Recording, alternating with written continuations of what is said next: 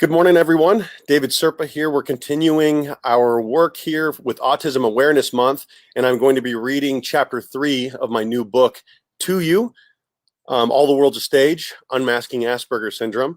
And I just wanted to say thank you for all the encouragement that you have all been sending me.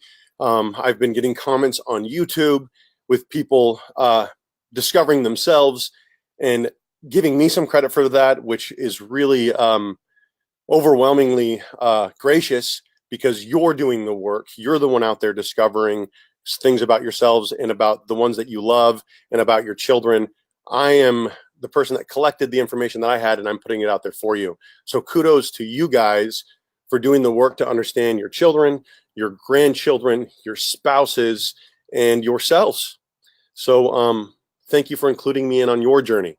So we're going to start in here on Chapter 3, which is Coming Out as Autistic. We can't go around telling everyone who we are and expecting them to just adjust to us because we are honest. The problem is that Asperger's is a social disorder. Most people would never know that most of us are on the spectrum. A lot of people don't even really know what the spectrum is and what it is not. Over the past few months since my coming out, I've been approached by numerous adults that believe that they are on the spectrum. Many of them have children that are autistic or close family members. They are depressed, ashamed, and worried. Or they feel like aliens living on planet Earth. Many of them have tested the possibility that they might have Asperger's and ran it past a friend or a medical profession and have been dismissed quickly. One of the worst stories that I have heard is this. Veteran goes to see his doctor. He has strongly considered the possibility that he is on the spectrum because his own child is ASD. He has done the reading, studied, and discussed it with his wife. The doctor says, "Look at me." The veteran looks at the doctor. They meet eyes. Doctor says, "You're not autistic."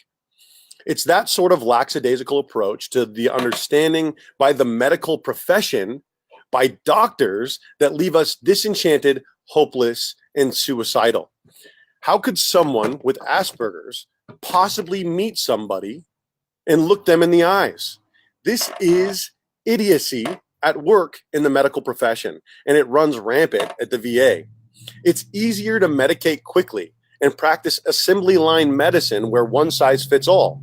We need to consider that there's a different plan for someone with autism spectrum disorder versus someone with bipolar disorder, PTSD, or narcissism. They worry about the way that coming out might be received in the workplace or by friends. I can tell you this, you only need to have one honest conversation initially, and that is the one with yourself. I took years wondering in the back of my mind, do I have Asperger's? I'd leave it alone. I didn't want to touch the possibility. I would even sit and listen to family members speculate about other members of our family that they felt were on the spectrum, as a few members of our family had already been diagnosed autism spectrum disorder. Then I stopped wondering and started studying, and it hit me like a train. I have Asperger's. I felt hopeful. I don't believe I would have realized that I was an Aspie had I not gone through my divorce and lost my whole team and had to sit back and reflect and wonder who I truly was at the start of all of this. I present well for the most part when I'm in control of my situation, and I have a general idea of what to expect. I understood real estate, and because of that, I did very well very quickly.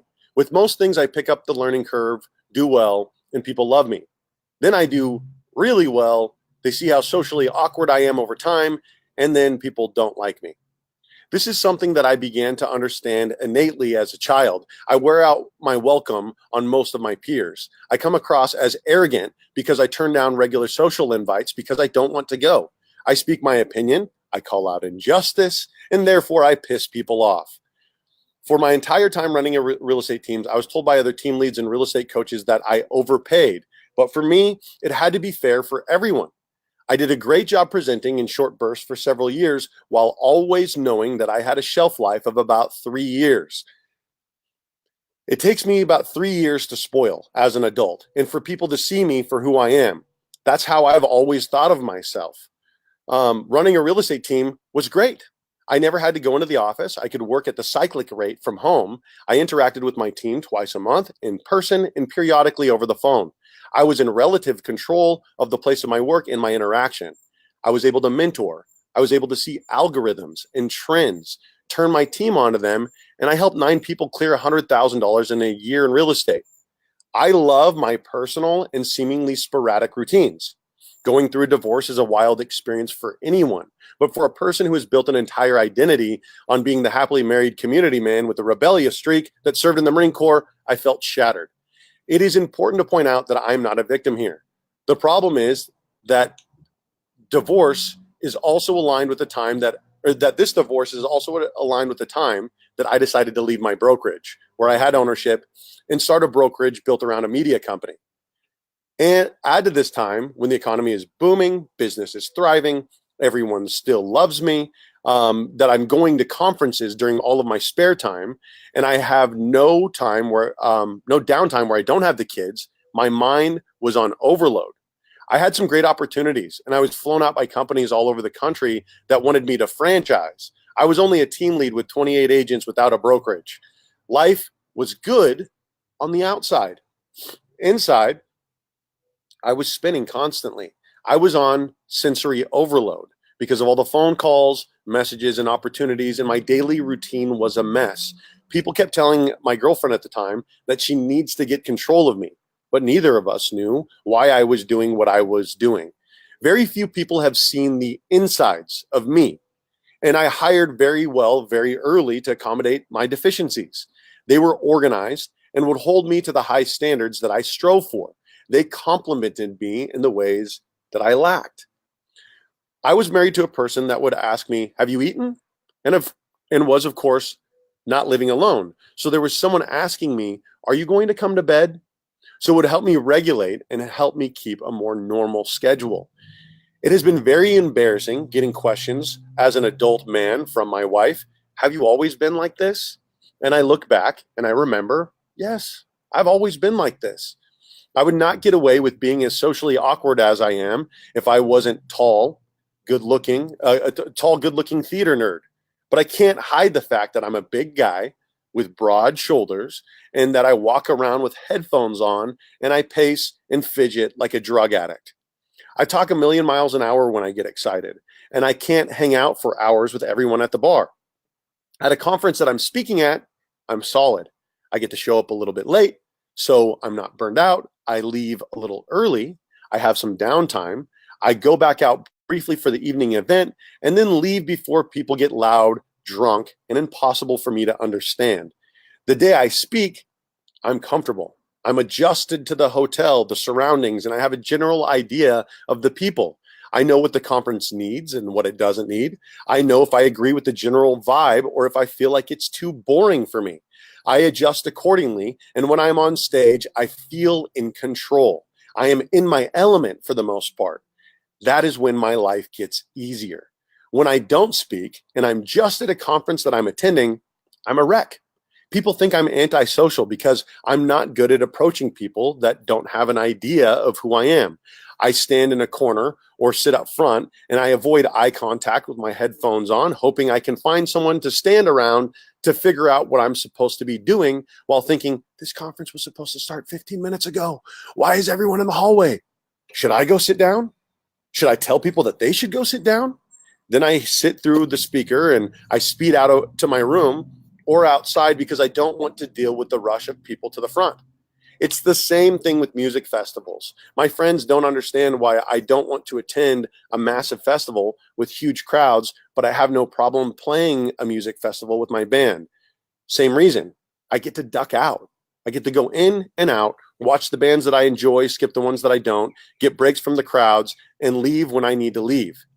There's so many preconceived notions about what Asperger's is and what it isn't that we forget that so many of us have been doing the best we can to mask for a long time. But now we need to do a little bit better than just getting by.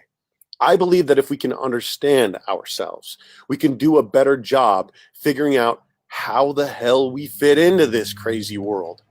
I took the AQ test. I consulted my therapist. I approached my wife, who has a family that may be on the spectrum, and she thought about it, and a lot of things made sense to her. I also approached my mom, who has been working with adults with disabilities as a job coach for over 20 years, and she said, that makes a lot of sense.